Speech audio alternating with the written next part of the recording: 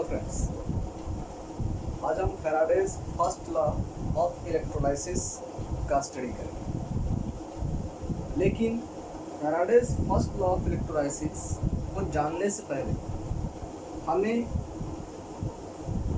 Electrolysis process के बारे में जानना, ठीक है। और इलेक्ट्रोलाइसिस प्रोसेस को जानने से पहले हमें इलेक्ट्रोलाइटिक सबस्टेंस के बारे में जानना, इलेक्ट्रोलाइटिक सबस्टेंस के बारे में जानना। ये इलेक्ट्रोलाइटिक सबस्टेंस है क्या? इलेक्ट्रोलाइटिक सबस्टेंस ये दो वर्ड से मिलकर बना हुआ है। ये जो वर्ड इलेक्ट्रोलाइटिक है ये दो वर्ड से मिलकर बना हुआ है। एक वर्ड है इलेक्ट्रो और दूसरा वर्ड जो है वो क्या है? लाइसिस। यानी ये जो इलेक्ट्रोलाइटिक वर्ड है ये दो वर्ड से मिलकर बना हुआ है, इलेक्ट्रो और लाइसिस। इलेक्ट्रो का मतलब तो आप जान रहे हैं, इलेक्ट्रिक करंट, और लाइसिस का मतलब होता है ब्रेकिंग डाउन, दैट मीन्स टूट जाना, ठीक है। और टूटेगा कौन? कोई सबस्टेंस होगा, केमिकल सबस्टेंस होगा, सॉरी। तो इलेक्ट्रोलाइटिक सबस्टेंस वैसा केमिकल सबस्टेंस है, वैसा chemical substance which dissociate into its constituents ion, जो अपने कंस्टिट्यूएंट्स आयन में टूट जाता है by passing electricity into their molten state or in its aqueous state. Those chemical substances are called electrolytic substance, and this process is known as electrolysis. और इस process को हम इलेक्ट्रोलाइसिस का नाम, ठीक है। और ये जो इलेक्ट्रोलाइसिस प्रोसेस होता है वो जिस कंटेनर या सेल में होता है उस कंटेनर या सेल को हम इलेक्ट्रोलाइटिक सेल का नाम, ठीक है।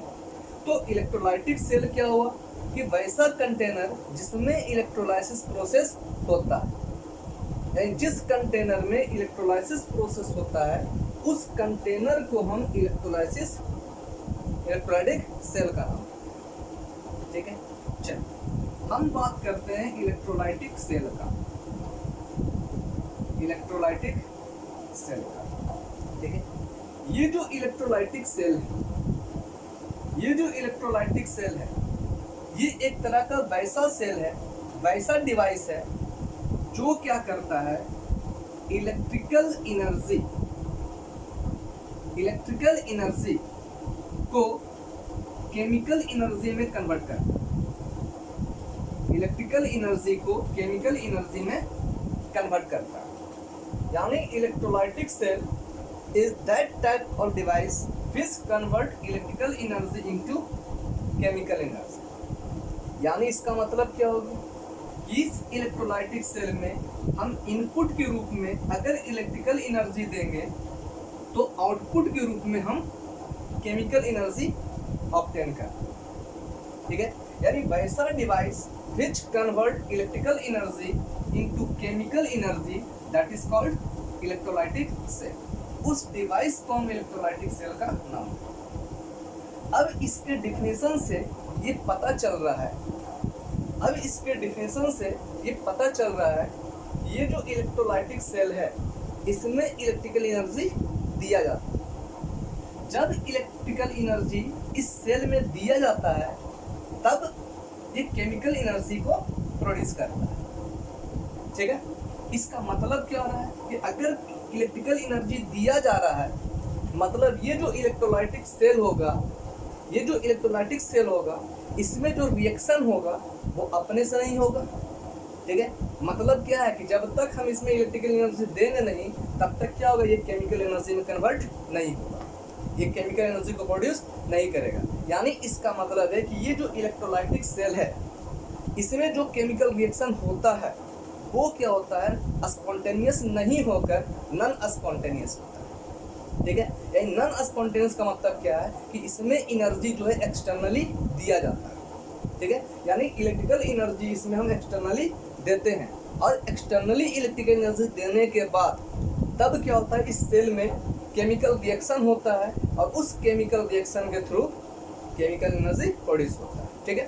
So we can say such type of device which convert electrical energy into chemical energy that is called electrolytic cell, ठीक है। यानी ये इलेक्ट्रोलाइटिक सेल, ठीक है। अब ध्यान दो, ये जो इलेक्ट्रोलाइटिक सेल है, ये जो इलेक्ट्रोलाइटिक सेल है, ठीक है, इसका स्टडी जो है अंडर 2 एस्पेक्ट्स किया जाता है, ठीक है। The study of electrolytic cell, the study of electrolytic cell is done under 2 aspects, एक qualitative aspects and the second quantitative aspects, ठीक है।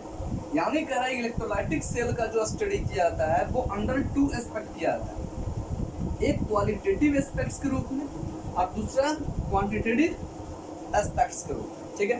यानी qualitative aspects of electrolytic cell और दूसरा क्या होगा, क्वांटिटेटिव एस्पेक्ट्स ऑफ इलेक्ट्रोलाइटिक्स, ठीक है। तो आज हम quantitative aspects of electrolytic cell के बारे में स्टडी करें, ठीक है ना। चलिए इसे डिलीट कर देते हैं। तो अब हमें जानना है quantitative aspects of electrolytic cell. देखिए, quantitative aspects of electrolytic cell, ठीक है। चलिए अब ध्यान दीजिए, पहले ये जान लीजिए कि ये quantitative aspects of electrolytic cell ये कहता क्या है, इसका मतलब क्या है, ठीक है। हम जानते हैं, अभी आपको बताएं कि इलेक्ट्रोलाइटिक सेल में हम इलेक्ट्रिकल एनर्जी देंगे, तब जाके केमिकल प्रोसेस होगा और तब जाके केमिकल एनर्जी प्रोड्यूस होगा, ठीक है। लेकिन एक बात यहाँ पर सोचने का है कि इलेक्ट्रिकल एनर्जी हम देंगे कैसे। इलेक्ट्रिकल एनर्जी देने के लिए निश्चित रूप से हमें एक इलेक्ट्रिक सर्किट तैयार करना होगा, और जब इलेक्ट्रिक सर्किट हम तैयार करेंगे तो वहाँ पर इलेक्ट्रोड भी होगा, कैथोड होगा, एनोड होगा, ठीक है। और इसके साथ साथ हम एक इलेक्ट्रोलाइटिक सब्सटेंस का भी यूज करते हैं इलेक्ट्रोलाइटिक सेल में, है ना। और जैसे ही हम इलेक्ट्रिक सर्किट को कंप्लीट करेंगे तब उसमें इलेक्ट्रिकल एनर्जी पास होगा and then electrolytic solution will dissociate into its constituents ion, ठीक है। और आप जानते हैं कि after dissociation into its constituent ion, after dissociation into constituents ion, this substances, यानी मेरा कहने का मतलब है कि जो सॉल्यूशन, जिस इलेक्ट्रोलाइटिक सॉल्यूशन में जब इलेक्ट्रिकल एनर्जी प्रोवाइड किया जाएगा, पास किया जाएगा, तो वो इलेक्ट्रोलाइटिक सॉल्यूशन क्या होगा, अपने आयन में डिसोसिएट कर जाएगा। और जब वो अपने आयन में डिसोसिएट होगा तो वो आयन किसी भी इलेक्ट्रोड पर, चाहे वो इलेक्ट्रोड एनोड हो या फिर कैथोड हो, उस इलेक्ट्रोड पर जाकर डिपोजिट हो जाता है, ठीक है। तो मेरा क्वेश्चन ये हो रहा है कि जब डिसोसिएट होने के बाद आयन इलेक्ट्रोड पर डिपोजिट हो जाता है, तो how much amount of the substance will deposit on cathode और एनोड, ठीक है। यानी कहने का मतलब क्या है कि डिसोसिएट होने के बाद वो आयन इलेक्ट्रोड पर जाकर डिपोजिट हो जाता है, तो कितना amount of the substance will deposit on cathode और anode, that means on electrode, ठीक है। तो इसी के कैलकुलेशन के लिए हम quantitative aspects of electrolytic cell का स्टडी करें, ठीक है। यानी इसमें हमें स्टडी क्या करना है, how much amount of the substance, यानी we have to study about,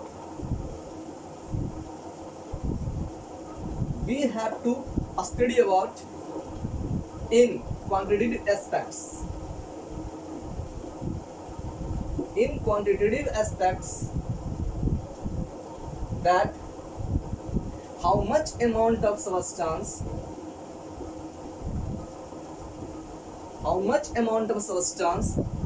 will deposit on electrode, ठीक है। इलेक्ट्रोड पर कितना अमाउंट ऑफ सब्सटेंस डिपॉजिट होगा, इसी को कैलकुलेट करने के लिए हम quantitative aspects of electrolytic cell का स्टडी करते हैं, ठीक है। और इसके अमाउंट ऑफ सब्सटेंस, अब ध्यान दीजिए, अब कह रहा है कि जितना अमाउंट ऑफ सब्सटेंस इलेक्ट्रोड पर डिपॉजिट होगा उस अमाउंट ऑफ सब्सटेंस को कैलकुलेट करने के लिए हम फैराडेज लॉ का यूज करते हैं। फैराडेज लॉ का यूज करते हैं, ठीक है। और इसी को हम क्या कहते हैं, फैराडेज लॉ ऑफ इलेक्ट्रोलाइसिस। यानी अब हमें क्या करना है कि अमाउंट ऑफ सब्सटेंस जो डिपॉजिट होता है इलेक्ट्रोड पर उसे कैलकुलेट करने के लिए हम फैराडेज लॉ ऑफ इलेक्ट्रोलाइसिस का यूज करेंगे। And on using Faraday's law of electrolysis we can calculate how much amount of the substance will deposit on electrode, ठीक है। तो चलिए आज हम फैराडेज लॉ ऑफ इलेक्ट्रोलाइसिस के बारे में स्टडी करें, ठीक है। तो there are two laws of Faraday's law of electrolysis, ठीक है।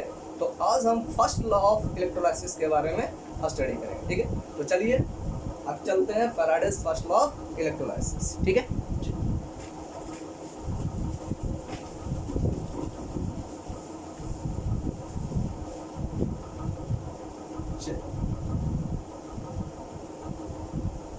Faraday's first law of electrolysis,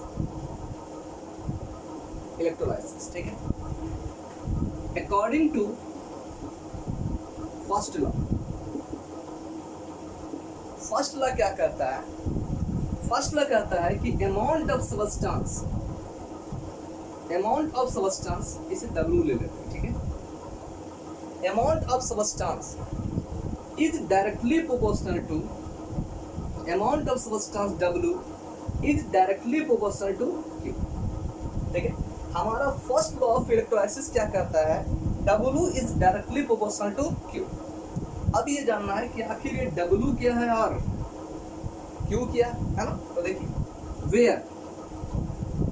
where W is the amount of substance deposit on electron,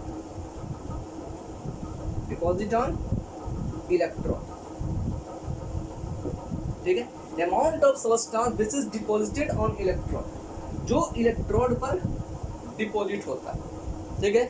उस अमाउंट ऑफ सब्सटेंस को हम लेट कर लेते हैं W, ठीक है। Where W is the amount of substance this is deposited on electrode, ठीक है। And Q is the amount of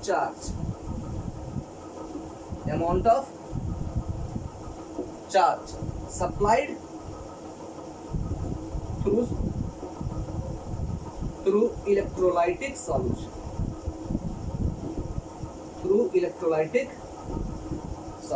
ठीक है। यानी इसका मतलब क्या है कि फर्स्ट लॉ ऑफ इलेक्ट्रोलाइसिस कहता क्या है, according to first law it says that the amount of substance this is discharge और deposited on electrode is directly proportional to the amount of charge supplied through electrolytic solution, that is called the first law of electrolysis। इसे हम first law of electrolysis का नाम देते, ठीक है। अब देख, तो फर्स्ट लॉ ऑफ इलेक्ट्रोलाइसिस मेरा क्या कहता है, W directly proportional to Q, ठीक है। और हम जानते हैं इस डायरेक्टली प्रोपोर्शनल को हटाने के लिए हम एक कांस्टेंट का यूज करते हैं, ठीक है। तो वो कांस्टेंट क्या है, Z। Hence we can say W is equal to Z into Q, where Z is the constant called electrochemical equivalent constant। इसे हम इलेक्ट्रोकेमिकल इक्विवेलेंट कांस्टेंट का नाम, ठीक है। अब कह रहा है यहाँ पर क्या, तो W is equal to Z into Q, जो किसको रिप्रेजेंट करता है, फर्स्ट लॉ ऑफ इलेक्ट्रोलाइसिस, ठीक है। चलो अब ध्यान दीजिए, जब W is equal to Z into Q, suppose the equation first, और W is equal to Z into Q है, तो हम कह सकते हैं यहाँ पर कि Z इज इक्वल टू क्या होगा, W upon Q। Z is equal to W upon Q, ठीक है, आइए from equation first we know that W is equal to ZQ, ठीक है, और हम जान रहे हैं यहाँ पर Q क्या है, अमाउंट ऑफ चार्ज है, और चार्ज इज इक्वल टू क्या होता है I इंटू टी, आप जानते हैं, ठीक है। Hence on putting the value of Q, ठीक है, in the equation first and then we get W is equal to Z into I into T, ठीक है, इससे हम इक्वेशन थर्ड मानते हैं, ठीक है। तो हम जान रहे हैं कि first law of thermodynamics, first law of electrolysis हम कहते किसे हैं, तो कह रहे हैं यहाँ पर W directly proportional to Q, और डायरेक्टली प्रोपोर्शनल को हटाने के लिए हम Z का यूज करते हैं। Hence we can say W is equal to Z into Q, और Q is equal to IT, इसलिए W is equal to Z into I into T, ठीक है, इसे हम इक्वेशन थर्ड मानते हैं, ठीक है। अब ध्यान दें, अब इसे आगे और जानने के लिए कुछ और चीज जानना होगा, ठीक है, तो थोड़ा सा ध्यान दीजिएगा, ये थोड़ा सा हटकर है ना, क्योंकि एक दूसरे से रिलेटेड है, इसे समझाने के लिए हमें कुछ दूसरा चीज समझाना पड़ेगा, ठीक है, तो थोड़ा सा ध्यान दीजिएगा, थोड़ा सा पैसेंस रखिएगा, हाँ, उसके बाद आप देखिएगा कि जो चीज़ हम बता रहे हैं वो इससे किस तरह से रिलेटेड है, ठीक है, जब तक इसको हमें मिटाना पड़ेगा, ठीक है। चलिए ध्यान दीजिए,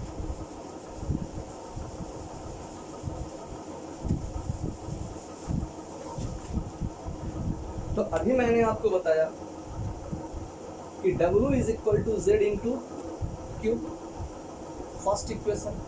सेकेंड इक्वेशन मैंने क्या बताया, Z is equal to W upon Q।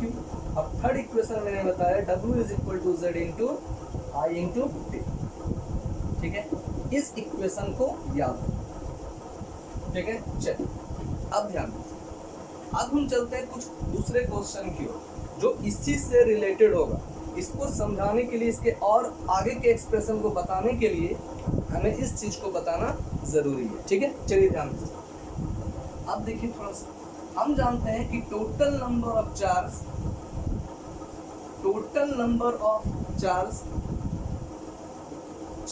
On 1 mole of electron is equal to total number of charge on 1 mole of electron is equal to, देखिए तो क्या होगा, charge on one electron into 6.022 into 10 to the power 23, ठीक है। ध्यान दीजिए, चूंकि हम जानते हैं कि एक मोल में number of particles, number of ions, atoms, molecules is equal to 6.022 into 10 to the power 23, लेकिन यहाँ लिखा हुआ है 1 मोल ऑफ इलेक्ट्रॉन, तो इसका मतलब क्या होगा, 1 मोल ऑफ इलेक्ट्रॉन का मतलब इतना नंबर ऑफ इलेक्ट्रॉन। अब चूंकि क्वेश्चन कर रहा है कि total number of charge on 1 mole of electron, इसका मतलब क्या हो गया कि इतने इलेक्ट्रॉन पर कितना चार्ज होगा। Hence we can say charge on 1 electron into 6.022 into 10 to the power 23। और देखिए हम जानते हैं कि एक इलेक्ट्रॉन पर चार्ज जो होता है वो कितना होता है, 1.6 into 10 to the power -19 coulomb. क्योंकि हम जानते हैं कि charge on 1 electron -1.6 into 10 to the power -19 coulomb होता है, लेकिन यहाँ माइनस सिर्फ ये इंडिकेट करता है कि ये इलेक्ट्रॉन पर नेगेटिव चार्ज होता है, कि इलेक्ट्रॉन पर चार्ज कितना होता है, नेगेटिव चार्ज होता है, ठीक है। तो नेगेटिव केवल ये बताता है कि इलेक्ट्रॉन एक नेगेटिवली चार्ज पार्टिकल है ना। तो इलेक्ट्रॉन पर चार्ज कितना होता है, 1.6 into 10 to the power -19 coulomb and into 6.022 into 10 to the power 23। जब हम इन दोनों को मल्टीप्लाई करेंगे तो अप्रॉक्स वैल्यू कितना निकलता है, 96500 कूलम, ठीक है। यानी इसका मतलब हो गया कि टोटल नंबर ऑफ चार्ज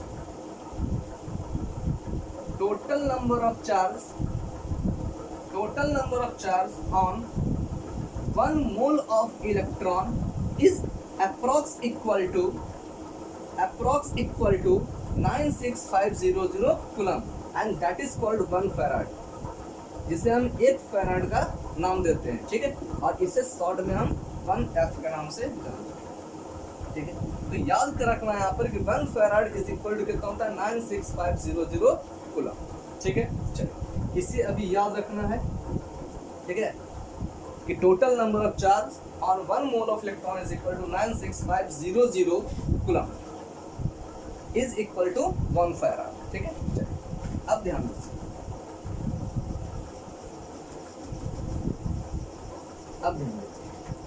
अब देखिए तो हम जानते हैं कि सोडियम है ना, हम जानते हैं कि सोडियम एक मेटल है और मेटल का टेंडेंसी क्या होता है, इलेक्ट्रॉन को डोनेट करना। ठीक है, तो sodium has tendency to donate only 1 electron, इसके पास टेंडेंसी क्या है, एक इलेक्ट्रॉन को डोनेट करना। ठीक है, तो चलिए ध्यान दीजिए, और अगर यहाँ पर सोडियम एक एटम है तो ये क्या करेगा, एक इलेक्ट्रॉन को डोनेट करेगा। अगर ये जो तुम्हारा आपका दिया हुआ है, ठीक है, अगर सोडियम यहाँ पर सोडियम क्या करता है, एक इलेक्ट्रॉन को डोनेट करता है। जब एक इलेक्ट्रॉन को ये डोनेट करता है, sodium is a metal which has tendency to donate 1 electron. तो देखिए तो अगर ये एक इलेक्ट्रॉन को डोनेट करता है, ठीक है, जब एक इलेक्ट्रॉन को डोनेट करेगा तो इसका कौन सा चार्ज होगा, Na+।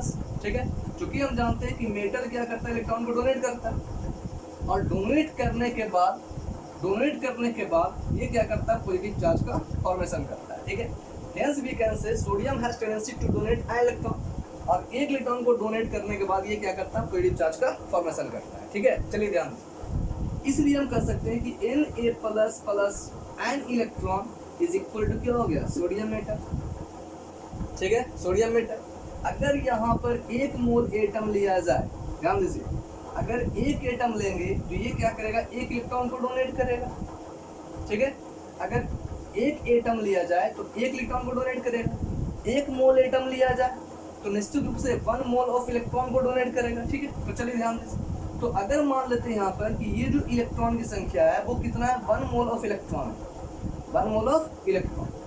तो 1 मोल ऑफ इलेक्ट्रॉन, अगर ये 1 मोल ऑफ इलेक्ट्रॉन को फ्लो करता है, 1 मोल ऑफ इलेक्ट्रॉन को फ्लो करता है, तो निश्चित रूप से ये जो सोडियम होगा उसको हम क्या इंडिकेट करेंगे, 1 mole of sodium atom, 1 mole of sodium atom. ठीक है, चलिए, और 1 mole of sodium is equal to कितना होगा, 23 ग्राम।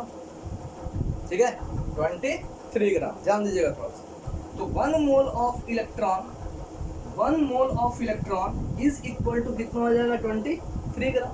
अब करें charge on 1 mole of electron, क्योंकि चार्ज फ्लो कर रहा है, 1 मोल ऑफ इलेक्ट्रॉन फ्लो कर रहा है। ठीक है, तो 1 मोल ऑफ इलेक्ट्रॉन पर चार्ज कितना होगा, charge percent on 1 mole of electron is equal to 96500 coulomb is equal to कितना होगा, 23 ग्राम। ठीक है, और हम क्या कर सकते हैं, इसलिए 1 coulomb of charge is equal to 23/96,500 gram.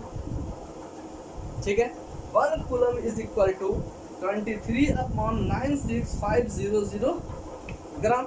ठीक है, और इज इक्वल टू हम क्या लिख रहे हैं, 23/96,500 इंटू 1। ये 1 कहाँ से आया, थोड़ा देर में क्लियर हो जाएगा। ठीक है, तो अभी याद रखना है कि 1 coulomb of charge is equal to 1 coulomb of charge. ठीक है, 1 coulomb of charge is equal to 23/96,500 into 1। ठीक है, चलिए पहले एक एग्जांपल और ले लेते हैं। ठीक है, उससे क्या होगा, और ज़्यादा क्लियर हो जाएगा। ठीक है, चलिए अब हम बात करते हैं मैग्नीशियम के बारे में। क्योंकि हम जानते हैं सोडियम एक इलेक्ट्रॉन को डोनेट करता है, मैग्नीशियम भी मेटल है, ये क्या करेगा, 2 इलेक्ट्रॉन को डोनेट करता है। ठीक है, तो चलिए ध्यान दीजिए, तो मैग्नीशियम 2 इलेक्ट्रॉन को जब डोनेट करेगा, 2 इलेक्ट्रॉन को डोनेट करेगा, तो मैग्नीशियम पे क्या होगा, 2 पॉजिटिव चार्ज होगा। और हम क्या कह सकते हैं यहाँ पर कि Mg++ +2 इलेक्ट्रॉन फॉर्म क्या करेगा, Mg मेटल। ठीक है, अब ध्यान दीजिए, बात वही क्वेश्चन आ रहा है कि जब ये 2 मोल ऑफ इलेक्ट्रॉन फ्लो करेगा, ठीक है, जब 2 मोल ऑफ इलेक्ट्रॉन फ्लो करेगा तब जाकर ये क्या होगा, 1 मोल ऑफ मैग्नीशियम एटम होगा। यहाँ पर 1 मोल ऑफ इलेक्ट्रॉन फ्लो कर रहा था, ठीक है, किससे, 1 मोल ऑफ सोडियम एटम से। उसी प्रकार यहाँ पर 2 मोल ऑफ इलेक्ट्रॉन को फ्लो करेगा, है ना, 2 मोल ऑफ इलेक्ट्रॉन को फ्लो करेगा किससे, 1 मोल ऑफ मैग्नीशियम एटम से, ठीक है। तो 2 mole of electron is equal to 1 mole of magnesium atom, और 1 mole of magnesium atom is equal to 24 gram, और 2 इंटू 1 मोल ऑफ इलेक्ट्रॉन, और 1 मोल ऑफ इलेक्ट्रॉन पर चार्ज कितना, 96500 coulomb is equal to 24 gram, Hence we can say, इसलिए 1 coulomb of charge is equal to 24 upon 96500 into, ठीक है यहाँ पर, है ना। देखिए यहाँ पर 1 coulomb of charge is equal to 24 upon 96500 into 2, ठीक है। यहाँ देखिए दिया हुआ था 23 अपॉन 96500 इंटू 1, ठीक है। चलिए अब ध्यान दीजिए, अब कह रहा है ये क्या इंडिकेट कर रहा है, 1 coulomb of charge is equal to 23 upon इतना, ठीक है। 1 coulomb of charge is equal to 24 upon इतना for magnesium atom, for sodium atom, ठीक है। चलिए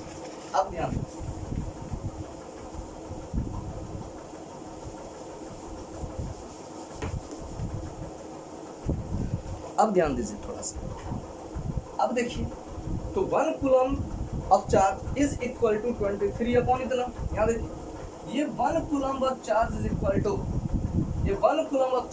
इक्वल टू 23, ये 23 क्या था, हम जानते हैं atomic mass of sodium upon 96500 into 1 क्या होता है, वैलेंसी फैक्टर ऑफ सोडियम, इसलिए हम लिख सकते हैं यहाँ पर ये वैलेंसी फैक्टर ऑफ सोडियम। देखिए तो इसमें देखिए यहाँ पर सिमिलरली क्या रहा है, 1 coulomb of charge equal to ये मैग्नीशियम का एटॉमिक मास, ये क्या होगा, मैग्नीशियम का वैलेंसी फैक्टर। यानी इसका मतलब क्या है कि जिस एटम है ना, जिस एटम से इलेक्ट्रॉन फ्लो कर रहा है, ठीक है, उसका हमें क्या लेना होगा, वैलेंसी फैक्टर लेना होगा, और उसी एटम का एटॉमिक मास लेना होगा, ठीक है। Hence we can say 1 coulomb of charge is equal to क्या लिख सकते हैं यहाँ पर, atomic mass of an element upon 96500 into valency factor of that element, देखिए एक फार्मूला निकल रहा है, ठीक है, ठीक है। तो ध्यान दीजिए आप, तो ये कह रहा है यहाँ पर कि atomic mass of an element, तो ध्यान दीजिए, एटॉमिक मास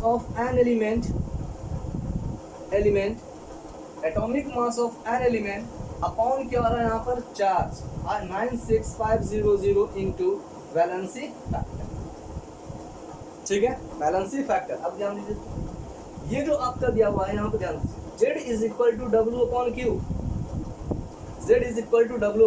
Q। अब यहाँ पर W तो दिया हुआ है मास, ठीक है, कूलम अगर हम यहाँ पर ले आए, ठीक है, 1 इज इक्वल टू इतना कूलम इंटू वैलेंसी फैक्टर, ठीक है। तो सोचिए यहाँ पर Z is equal to W upon Q अगर हम दे देंगे, तो इसका मतलब क्या है कि W upon Q is equal to हम Z लिख सकते हैं, ठीक है, Z लिख सकते हैं, ध्यान दीजिए थोड़ा सा, है ना। और अगर इसी को हम 1 लिख दें तो 1 इज इक्वल टू क्या हो जाएगा, W atomic mass of an element upon 96500 into valency factor, और यहाँ पर क्या हो जाएगा 96500 कूलम, 1 कूलम, यहाँ 1 is equal to 96500 coulomb into क्या होगा, वैलेंसी फैक्टर। अब सोचिए यहाँ पर क्या रहा, मास अपॉन क्या रहा है, कूलम, W अपॉन Q आ रहा है, चार्ज आ रहा है, W अपॉन चार्ज आ रहा है। तो जब W अपॉन चार्ज यहाँ आ रहा है, इसका मतलब क्या है कि इसके प्लेस पर हम Z लिख सकते हैं, Z of that element, Z of that element, जो एलिमेंट डिपॉजिट होगा, ठीक है। यानी इसका मतलब क्या है कि जेड हम निकालेंगे कैसे, जेड निकालने के लिए हम किसका यूज करेंगे, W अपॉन क्यू का, और क्यू का वैल्यू कितना होगा 96500 कूलम इनटू क्या हो गया वैलेंसी फैक्टर। ये वैलेंसी फैक्टर किसका होगा, जो एटम डिपॉजिट होगा, ठीक है ना। तो ध्यान दीजिए, अब कह रहे हैं यहाँ पर जेड तो हम कैलकुलेट कर लेंगे, जेड इज इक्वल टू क्या निकल रहा है मेरा वैल्यू, W अपॉन इतना इज इक्वल टू, ठीक है। अब ध्यान दीजिएगा यहाँ पर W क्या है, एटॉमिक मास है, ये याद रखना है, atomic mass of the element, ठीक है। चलिए इसको एटॉमिक मास ही करते हैं, मास, ठीक है, मास, एटॉमिक मास, ठीक है ना। चलिए अब ध्यान दीजिए, अब देखिए, तो अब हम जानते हैं फ्रॉम इक्वेशन थर्ड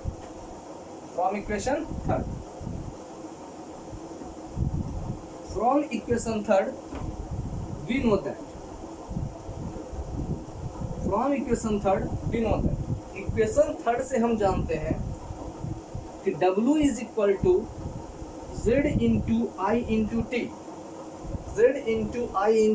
टी, ठीक है।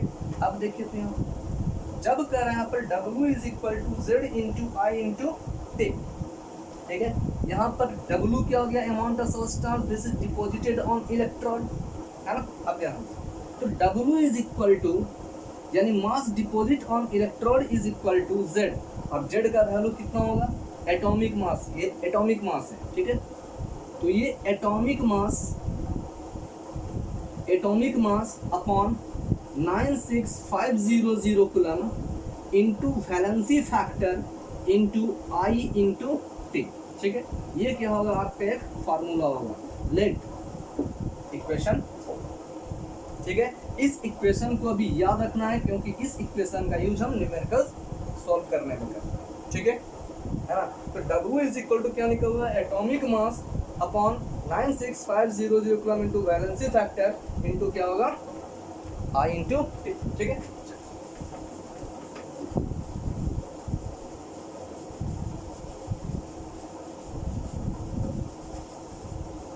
अब देखिए, तो from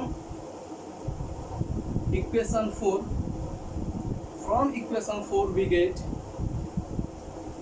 mass deposit on electron is equal to atomic mass into I into T upon 96500 coulomb into valency factor, ठीक। चलिए अब ध्यान दीजिए, और हम क्या लिख सकते हैं, देखो W, यहाँ देखिएगा W is equal to atomic mass into इतना। अब ध्यान दीजिए, ये इक्वेशन 4 था, यहाँ देखिए atomic mass upon valency factor, हम जानते हैं कि atomic mass upon valency factor is equal to equivalent weight, as we can say W is equal to equivalent weight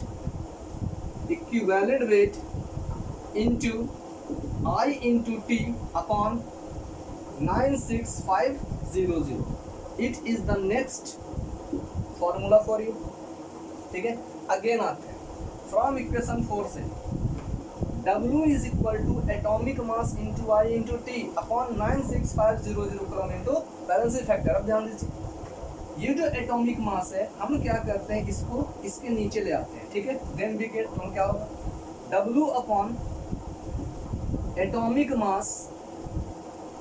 mass is equal to I into T upon 96500 into valency factor, और हम जानते हैं यहाँ पर W upon atomic mass, ये आपको क्या दिया हुआ है, amount of substance upon atomic मास, और हम जानते हैं इसे क्या करते हैं, मोल करते हैं। यानी मोल इज इक्वल टू क्या होता है, amount of substance given upon atomic mass, that is called the number of mole. इसलिए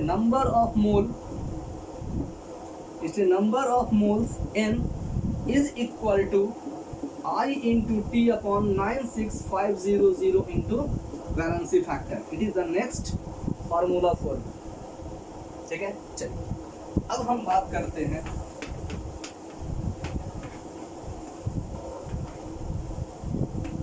अब हम बात करते हैं फ्रॉम इक्वेशन 6, फ्रॉम इक्वेशन 6। अब फ्रॉम इक्वेशन 6 से ध्यान दीजिएगा, n inversely proportional to valency factor, n inversely proportional to valency factor, ठीक है। From equation 6 we can say number of mole is inversely proportional to the valence factor, ठीक है। अब समझो इसे हम और क्या करते हैं, ठीक है। ये जो हम निकाल रहे थे अभी, amount of substance deposited on electrode. अब ये जो इलेक्ट्रोड हो सकता है वो कैथोड भी हो सकता है और एनोड भी हो सकता है, ठीक है। तो अब ध्यान दीजिए, अगर यहाँ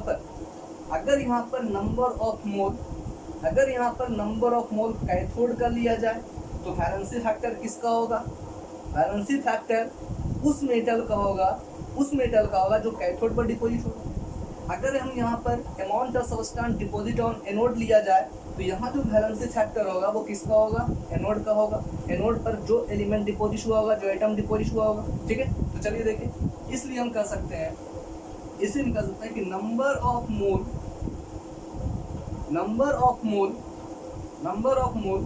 ठीक है, ऑफ कैथोड, ठीक है, कैथोड है ना, यानी deposit, number of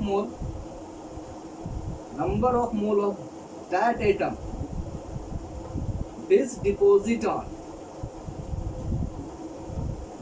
on cathode, ठीक है, अपॉन हम क्या देते हैं, इज डिपॉजिट ऑन एनोड। उसी प्रकार number of mole of that atom is deposit on cathode, और यहाँ लिखा हुआ है number of mole of that atom is deposit on anode is equal to हम क्या देंगे यहाँ पर, valency factor of anode upon क्या हो जाएगा, वैलेंसी फैक्टर ऑफ कैथोड, ठीक है। यानी अब कह रहा है कि इस तरह से हम कैलकुलेट कर सकते हैं, ठीक है। अमाउंट ऑफ सब्सटेंस कैलकुलेट कर सकते हैं, नंबर ऑफ मोल कैलकुलेट कर सकते हैं, ठीक है ना। तो गाइस आई होप ये वीडियो आपको अच्छा लगा होगा। अगर अच्छा लगा होगा तो please like, share and subscribe. Thank you.